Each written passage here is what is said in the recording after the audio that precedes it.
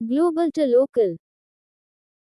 Yemen తిరుగుబాటుదారులు ప్రయోగించిన క్షిపణి ఇజ్రాయెల్లో దిగి, వైమానిక దాడి సైరన్లను ప్రేరేపిస్తుంది.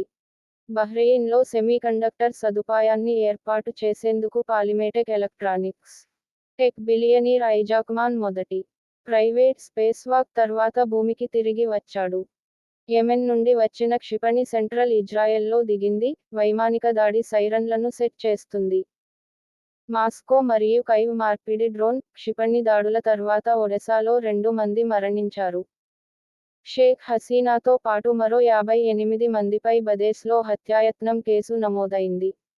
బంగ్లాదేశ్ ఆర్థిక అవకాశాలను విస్తరించడంలో సహాయం చేయడానికి కట్టుబడి ఉన్నామని యుఎస్ తెలిపింది. అల్బెర్టో ఫుజిమోరి, పెరూ మాజీ ప్రెజ్, 3 రోజుల సంతాపం తర్వాత ఖననం చేయబడింది. భారతదేశం ఇకపై నిద్రిస్తున్న దిగ్గజం కాదు. దాని పెరుగుదల ఆపలేనిది, వైస్ ప్రెసిడెంట్ దంకర్ చెప్పారు. మలప్పురంలో మరణించిన వ్యక్తికి నిపా వైరస్ సోకినట్లు కేరళ ఆరోగ్య మంత్రి తెలిపారు. One nation, one election, NDA ప్రస్తుత కాలంలో అమలు చేయబడుతుంది. ప్రయాణాన్ని మార్చడానికి భుజ్, అహ్మదాబాద్ మధ్య భారతదేశపు మొట్టమొదటి వందే మెట్రో.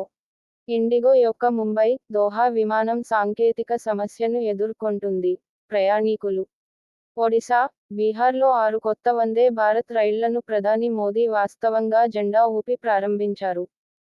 బంగ్లాదేశ్, రోహింగ్యా చొరబాటుదారులు జార్ఖండ్ పెను ముప్పు, ప్రధాని మోదీ. ప్రజాస్వామ్య నిర్మాణాలను నిర్వీర్యం చేసేందుకు గత 10 ఏళ్లలో సమిష్టి కృషి, ఖర్గే. పెసా అమలు కోసం సెప్టెంబరులో పంచాయతీరాజ్ మంత్రిత్వ శాఖ సమావేశం నిర్వహించనుంది. మెడిక్ రేప్, హత్య, మాజీ ప్రిన్సిపాల్, ఇన్ఛార్జ్ అధికారిని కోర్టులో హాజరుపరిచారు. Like, share and subscribe.